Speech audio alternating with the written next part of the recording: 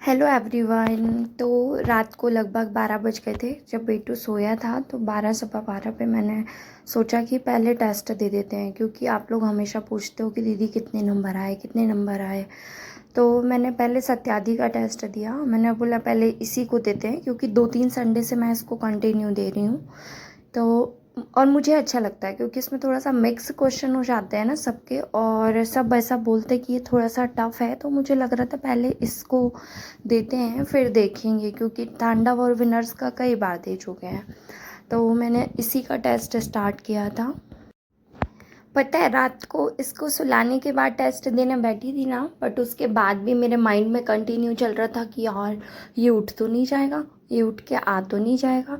क्योंकि आज पता है मतलब रोज़ क्या होता है, जनरली वो सोता है तो मैं 10-15 मिनट उसके पास बैठी रहती हूँ। मतलब जब वो गहरी नींद में चला जाता है तब उठती हूँ, बट आज मुझे टेस्ट देना था ना, तो आज मैं उसको सुलाई हूँ और जैसे ही बेटू मतलब थोड़ा सा आँख बंद किया और वो हुआ, मैं तुरंत उठ के आ गई थी।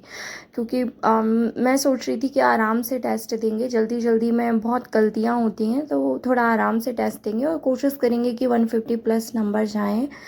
तो हालांकि मेरी कोशिश सफल हुई, मतलब नंबर 150 प्लस थे। लेकिन इसका रीज़न ये नहीं है कि मैंने अच्छी मेहनत की, अच्छा परफॉर्म किया।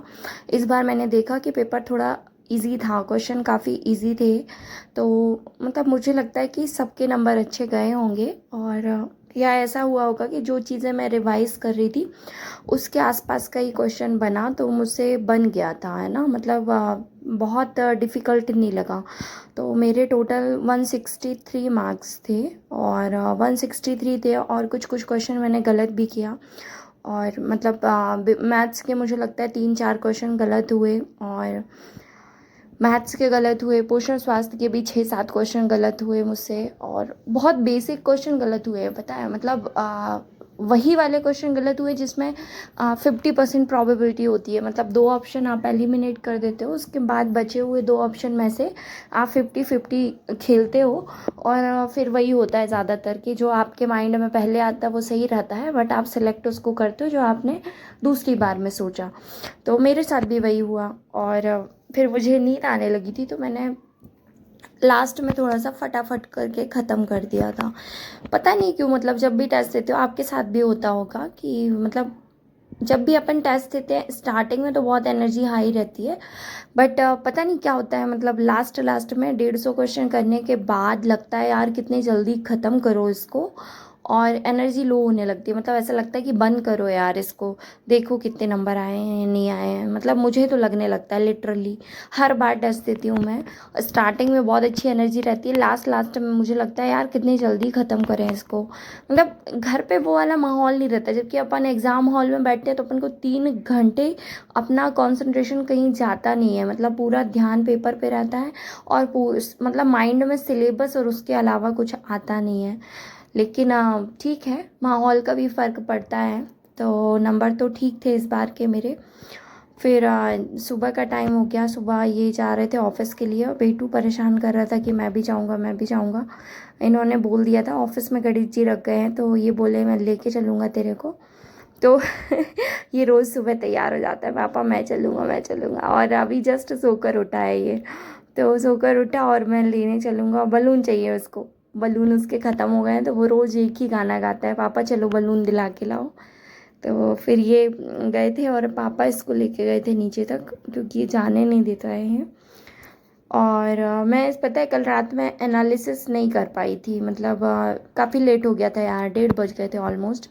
तो फिर आज करूँगी। और ये पार्सल वाले भैया आए हैं, और पता है ये पार्सल किसने भेजा, तो लाइव में देखा होगा, सना नाम से आईडी है, तो सना ने ये पार्सल भेजा, और थैंक यू सो मच सना।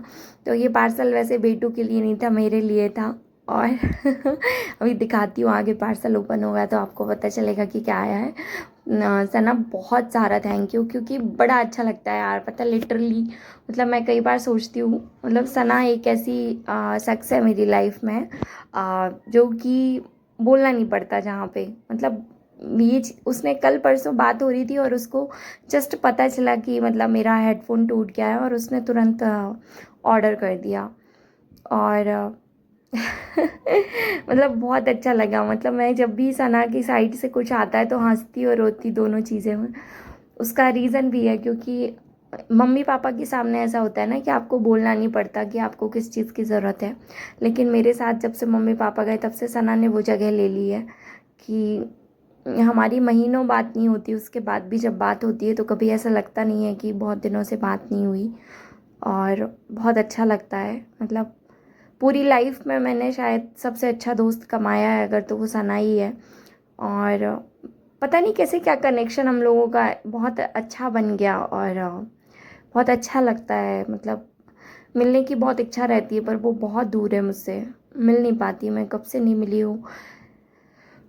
कभी होगा मिलूंगी तो मैं ज़रूर सबसे मिलवाऊंगी। और बेटू शुरू में बहुत एक्साइटेड था डुग्गू, क्योंकि ज़्यादातर सना उसके लिए भेजती है ना डुग्गू के लिए, तो डुग्गू बहुत एक्साइटेड था कि मेरे लिए पार्सल आया है, बट आज उसके लिए नहीं था, मेरे लिए था। तो फिर बेटू ने देखा भी नहीं, पार्सल ओपन भी नहीं किया।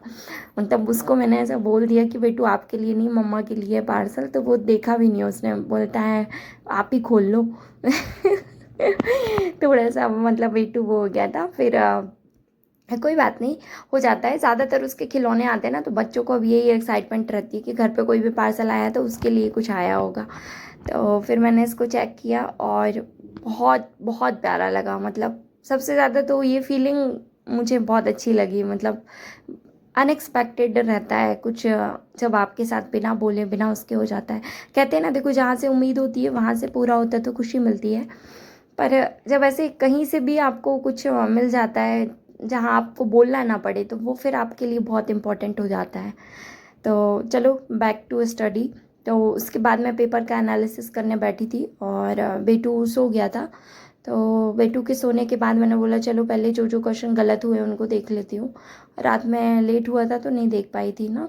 तो सबसे पहले मैंने मैथ्स के क्वेश्चन सॉल्व किए जो जो मेरे गलत थे। उसके बाद पोषण स्वास्थ्य के जो क्वेश्चन गलत थे मैंने उसको देखा और मैंने उसको नोट कर लिया, क्योंकि क्वेश्चन तो बन रहे थे लेकिन गलत हुए, इसलिए मैंने उसको नोट कर लिया कि नेक्स्ट टाइम के लिए हमेशा के लिए हो जाएगा कि गलत नहीं होंगे कभी। और आप लोग बोलते हो ना कि मतलब आप कैसे क्या नोट करते हो, मैं ऐसे ही नोट करती हूँ पता है। जैसे पेपर दिया, पेपर में कोई योजना मिली, कोई स्टेटमेंट, सीडीपी में कितने सारे स्टेटमेंट हैं, तो एक स्टेटमेंट मिल गया जैसे कहीं का तो आपने उसको नोट कर लिया।